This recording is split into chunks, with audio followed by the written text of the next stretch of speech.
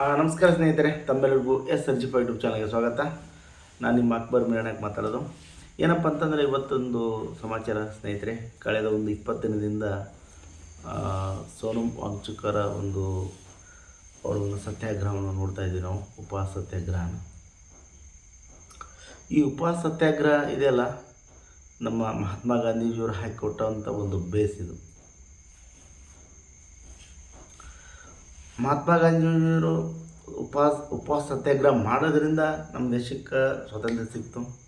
ಮಹಾತ್ಮ ಗಾಂಧೀಜಿ ಜೊತೆ ಸುಭಾಷ್ ಚಂದ್ರ ಬೋಸ್ ಅವರಾಯಿತು, ನೆಹರು ಅವರಾಯಿತು, ಇನ್ನೂ ಅನೇಕ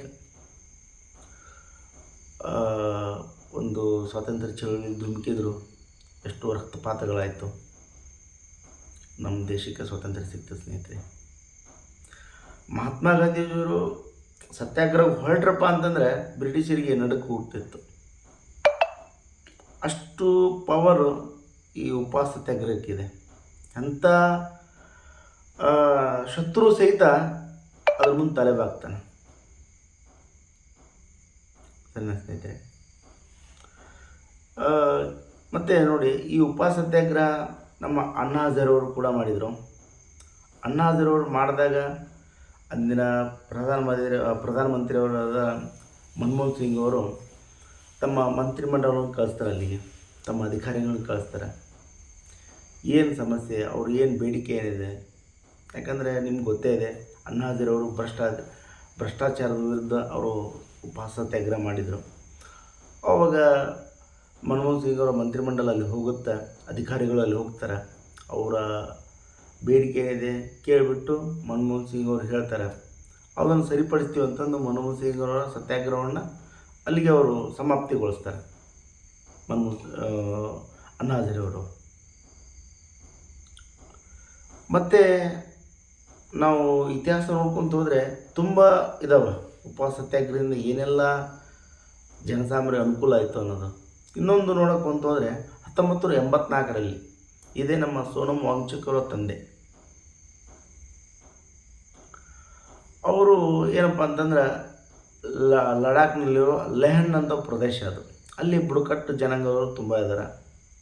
ಆ ಒಂದು ಬುಡಕಟ್ಟು ಜನಾಂಗವರು ಪರಿಶಿಷ್ಟ ಪಂಗಡಕ್ಕೆ ಸೇರಬೇಕು, ST ಸಮುದಾಯಕ್ಕೆ ಸೇರಿಸ್ಬೇಕು.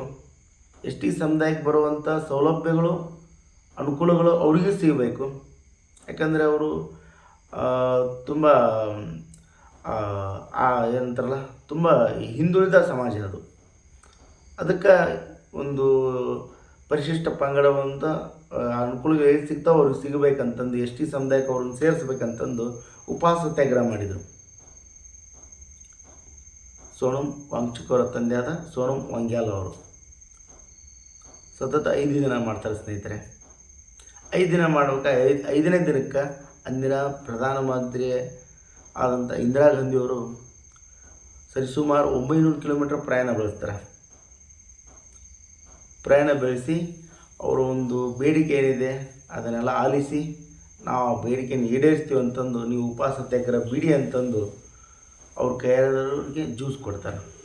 ಅದೇ ವರ್ಷ 1984, ಅದೇ ವರ್ಷ ಅಕ್ಟೋಬರ್ ತಿಂಗಳಲ್ಲಿ ಇವರ ಹತ್ಯೆ ಆಗುತ್ತೆ ಸ್ನೇಹಿತರೆ. ಹತ್ಯೆ ಆದ ಮತ್ತು ಮಾರನೇ ವರ್ಷ ರಾಜೀವ್ ಗಾಂಧಿರವರೊಂದು ಆಡಳಿತ ಪಕ್ಷ ಬರ್ತೈತಿ. ಆಡಳಿತ ಪಕ್ಷ ಬಂದಾಗ ಸೋನಮ್ ವಾಂಗ್ಯಾಲ್ ಅವರಿಗೆ ಕೊಟ್ಟ ಮಾತಿತ್ತಲ್ಲ, ಇಂದಿರಾ ಗಾಂಧಿ ಅವ್ರಿಗೆ ಕೊಟ್ಟ ಮಾತಿತ್ತಲ್ಲ, ಲಡಾಖ್ನಲ್ಲಿರುವ ಆದಿವಾಸಿಗಳಿಗೆ ಪರಿಶಿಷ್ಟ ಪಂಗಡಕ್ಕೆ ಸೇರಿಸ್ಬೇಕನ್ನೋದೊಂದು ಮಾತಿತ್ತಲ್ಲ, ಆ ಮಾತನ್ನು ಈಡೇರಿಸ್ತಾರೆ. ಇದೊಂದು ಇನ್ಸಿಡೆಂಟ್ ಸ್ನೇಹಿತರೆ. ಮತ್ತು ಈಗ ಅದೇ ಒಂದು ಉಪವಾಸ ಸತ್ಯಾಗ್ರಹವನ್ನು ನಮ್ಮ ಸೋನಮ್ ವಾಂಗ್ಚುಕ್ ಅವರು ಮಾಡ್ತಾಯಿದ್ದಾರೆ. ಸೋನಮ್ ವಾಂಗ್ಯಾಲ್ ಅವರ ಮಗ. ಇವರು ಕೂಡ ಸೈಂಟಿಸ್ಟ್ ಸ್ನೇಹಿತರೆ. ಇವರ ಹೆಸರಲ್ಲಿ 100 ಪೇಟೆಂಟ್ಗಳಿದ್ದಾವೆ. ಇವರು ಕೂಡ ಸೈಂಟಿಸ್ಟು. ಇವರು ನಮ್ಮ ದೇಶದ ರೈತರಿಗೆ ಐಸ್ಪಾ ಅಂತಂದು ಒಂದು ಸಂಶೋಧನೆ ಮಾಡಿದರು. ಯಾಕಂದರೆ ಚಳಿಗಾಲದಲ್ಲಿರ್ತೈತಲ್ಲ ಮಂಜುಗಡ್ಡೆ, ಅದು ಬೇಸಿಗೆ ಕಾಲದವ್ರಿಗೂ ಬರಬೇಕು. ಆವಾಗ ಬೇಸಿಗೆ ಕಾಲದವ್ರಿಗೆ ಬಂತಪ್ಪ ಅಂದರೆ ರೈತರಿಗೆ ಅನುಕೂಲ ಆಗುತ್ತೆ. ಅಲ್ಲಿವರೆಗೂ ಅದು ಐಸ್ ಗಡ್ಡೆ ಆಗಿರ್ತೈತಿ. ಕ್ರಮೇಣ ನೀರಾಗಿ ಕನ್ವರ್ಟ್ ಆಗುತ್ತೆ. ಅದು ಐಸ್ಪಾ ಅಂತ ಒಂದು ಸಂಶೋಧನೆ ಮಾಡಿದರು. ಅದು ಲಡಾಖ್ನಲ್ಲಿರುವ ಎಷ್ಟೋ ರೈತರಿಗೆ ಕೂಡ ಅನುಕೂಲ ಆಯ್ತು ಅದು. ಮತ್ತು ಇನ್ನೊಂದು ಏನಪ್ಪ ಅಂತಂದರೆ, ನಮ್ಮ ದೇಶದ ಸೈನಿಕರಿಗೆ ಅವರು ಚಳಿಗಾಲದಲ್ಲಿ ತುಂಬ ಇದಾಗುತ್ತೆ, ಹಿಮ ಪರ್ವತದಲ್ಲಿ ತುಂಬ ಅವ್ರಿಗೆ ಚಳಿ ಆಗುತ್ತಲ್ಲ, ಹಾಗಾಗಿ ಅವರು ಒಂದು ಸಂಶೋಧನೆ ಮಾಡ್ತಾರೆ, ಸೋಲಾರ್ ಟೆಂಟ್ ಹೌಸ್ ಅಂತಂದು. ಆ ಸೋಲಾರ್ ಟೆಂಟ್ ಹೌಸಿಂದ ರೈತರು ಕೂಡ ನಮ್ಮ ಸೈನಿಕರು ಕೂಡ ತುಂಬ ಅನುಕೂಲ ಆಯಿತು. ಇಷ್ಟೆಲ್ಲ ಇರೋ ಸೋನಮ್ ವಾಂಗ್ಚುಕ್ ಅವರಿಗೆ ನಮ್ಮ ಇದೇ ಕೇಂದ್ರ ಸರ್ಕಾರ ಅವ್ರನ್ನ ದೇಶದ್ರೋಹಿ ಅಂತ ಪಟ್ಟ ಕಟ್ಟಿ ಅವ್ರು 6 ತಿಂಗಳು ಜೈಲಿನಲ್ಲಿ ಇರ್ತಾರೆ. ಸರಿಯಾದ ಸಾಕ್ಷ್ಯಾಧಾರಗಳಿಂದ ಅವ್ರು ಹೊರಗೆ ಬರ್ತಾರೆ. ಸೋನಮ್ ವಾಂಗ್ಚುಕ್ ಅವರ ಮೂಲ ಉದ್ದೇಶ ಇಷ್ಟೇ ಸ್ನೇಹಿತರೆ, ನೀಟ್ ಪರೀಕ್ಷೆಯಿಂದ 20ಕ್ಕೂ ಹೆಚ್ಚು ವಿದ್ಯಾರ್ಥಿಗಳು ಬಲಿಯಾಗಿದ್ದಾರೆ. ಅದಕ್ಕೆ ಅವರಿಗೆ ಪರಿಹಾರ ಕೊಡಬೇಕು. ಮತ್ತು ಇನ್ನೊಂದು ಏನಪ್ಪ ಅಂತಂದರೆ, ಇದಕ್ಕೆ ಮೂಲ ಕಾರಣ, ನೀಟ್ ಪರೀಕ್ಷೆಯ ಲೀಕ್ನ ಮೂಲ ಕಾರಣ ನಮ್ಮ ಶಿಕ್ಷಣ ಸಚಿವರಾದ ದೇವೇಂದ್ರ ಪ್ರಧಾನ್ ಅವರು ರಾಜೀನಾಮೆ ಕೊಡಬೇಕು. ಈ ಉದ್ದೇಶದಿಂದ ಅವರು ಸತ್ಯಾಗ್ರಹ ಮಾಡ್ತಾಯಿದ್ದಾರೆ. ಕಳೆದ 20 ದಿನ ಆಯಿತು. ಇಲ್ಲಿವರೆಗೂ ಕೂಡ ನಮ್ಮ ಕೇಂದ್ರ ಸರ್ಕಾರ ಅವ್ರಿಗೆ ಯಾವುದೇ ಥರ ಒಂದು ರಿಯಾಕ್ಷನ್ ಕೂಡ ಕೊಟ್ಟಿಲ್ಲ. ನಾವು ಅದಕ್ಕೆ ಪರಿಹಾರವನ್ನು ಕೊಡ್ತೀವಿ ಅಂತ ಕೊಟ್ಟಿಲ್ಲ, ಏನಂತೂ ಕೊಟ್ಟಿಲ್ಲ. ಮತ್ತು ಇನ್ನೊಂದು ಏನಪ್ಪ ಅಂತಂದರೆ, ಇದ್ರ ಬಗ್ಗೆ ನಮ್ಮ ಬಾಲಿವುಡ್ ಸೆಲೆಬ್ರಿಟಿಗಳು ಕೂಡ ತುಂಬ ಹೇಳಿದ್ದಾರೆ. ಶ್ರೇಯಾ ಶಿಂದೆ ಆಯಿತು, ಸೋನಾಕ್ಷಿ ಸಿನ್ಹಾ ಆಯಿತು, ಮತ್ತು ಪ್ರಕಾಶ್ ರಾಜ್ ಅವರು ತೆರೆ ಮೇಲೆ ವಿಲನ್ ಆದರೂ ಕೂಡ ಇವರಿಗೆ ಸಪೋರ್ಟ್ ಮಾಡ್ತಾಯಿದ್ದಾರೆ. ನಮ್ಮ ಸೋನಮ್ ವಾಂಗ್ಚುಕ್ ಅವರಿಗೆ ಸಪೋರ್ಟ್ ಮಾಡ್ತಾಯಿದ್ದಾರೆ. ನಿಮ್ಮ ಒಂದು ಸೇವೆ ನಮ್ಮ ದೇಶಕ್ಕೆ ಇನ್ನೂ ತುಂಬ ಇದೆ, ನೀವು ಇಲ್ಲಿಗೆ ಉಪವಾಸ ಬಿಡಿ ಅಂತಂದು ಅವರು ಕೂಡ ಹೇಳ್ತಾಯಿದ್ದಾರೆ. ಮತ್ತು ಕಳೆದ ಮೊನ್ನೆ 2 ದಿನದಿಂದ 8 kg ತೂಕ ಇಳಿದಿದ್ದಾರೆ ಅವರು. ಡಾಕ್ಟ್ರು ಕೂಡ ಹೇಳಿದ್ದಾರೆ ಅವ್ರಿಗೆ, ನೀವಿನ್ನು ಉಪವಾಸ ಮಾಡೋದು ಬೇಡ, ಬಿಟ್ಬಿಡಿ ಅಂತಂದು.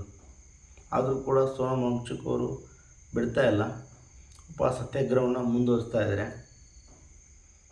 ಅವರು ಆದಷ್ಟು ಬೇಗ ಉಪವಾಸ ಸತ್ಯಾಗ್ರಹವನ್ನು ಬಿಡಲಿ ಸ್ನೇಹಿತರೆ. ಯಾಕಂದರೆ ಸೋನಮ್ ವಾಂಗ್ಚುಕ್ ಅವರಂಥ ಮಹಾನ್ ಸೈಂಟಿಸ್ಟರು ಇನ್ನೂ ನಮ್ಮ ದೇಶಕ್ಕೆ ತುಂಬ ಕೊಡುಗೆಗಳನ್ನು ಕೊಡೋದಿದೆ. ಶಿಕ್ಷಣ ತಜ್ಞರವರು 1989ರಲ್ಲಿ ಶಿಕ್ಷಣ ಸಂಸ್ಥೆಯನ್ನು ಹುಟ್ಟಾಕ್ತಾರೆ ಲಡಾಖಲ್ಲಿ. ಪ್ರಾಯೋಗಿಕವಾಗಿ ಶಿಕ್ಷಣವನ್ನು ಕೊಡ್ತಾರೆ ಅವರು. ಹೇಳ್ಕೊಂತಾದರೆ ಅವ್ರ ಸಾಧನೆಗಳು ನಮ್ಗೆ ಹೇಳೋಕ್ಕಾಗಲ್ಲ ಸ್ನೇಹಿತರೆ. ಅವರು ಅಂಥ ಸಾಧನೆಗಳು ಮಾಡಿದರೆ 100ಕ್ಕೂ ಹೆಚ್ಚು ಪೇಟೆಂಟ್ಗಳಿದೆ ಅವ್ರ ಹತ್ರ, 100-200 ಪೇಟೆಂಟ್ಗಳಿದೆ ಅವ್ರ ಹತ್ರ. ಅಂಥ ಸೈಂಟಿಸ್ಟ್ ಅವರು. ಅಂಥ ಸೈಂಟಿಸ್ಟ್ಗಳನ್ನು ನಾವು ಸರಿಯಾಗಿ ಬಳಸ್ಕೊಳ್ಳೋದೇ ನಮ್ಮೊಂದು ದೌರ್ಭಾಗ್ಯ ಸ್ನೇಹಿತರೆ. ಸೋನಮ್ ವಾಂಗ್ಚುಕ್ ಅವರ ಸೇವೆ ಇನ್ನೂ ನಮ್ಮ ದೇಶಕ್ಕೆ ತುಂಬ ಇದೆ ಸ್ನೇಹಿತರೆ. ಅಂಥ ಸಾಧಕರನ್ನು ನಾವು ಕಳೆದುಕೊಳ್ಳೋದು ಬೇಡ. ಮತ್ತು ಒಂದು ಸತ್ಯಾಗ್ರಹ ಆದಷ್ಟು ಬೇಗ ಮುಗಿಸ್ಲಿ. ಈ ನಮ್ಮ ಸೋನಮ್ ವಾಂಗ್ಚುಕ್ ಅವರ ಒಂದು ಸತ್ಯಾಗ್ರಹದ ಬಗ್ಗೆ ಕಮೆಂಟ್ ಮುಖಾಂತರ ತಿಳಿಸಿ. ಮತ್ತೆ ಮುಂದಿನ ಸಿಗೋಣ. ಎಲ್ಲರಿಗೂ ನಮಸ್ಕಾರ ಸ್ನೇಹಿತರೆ.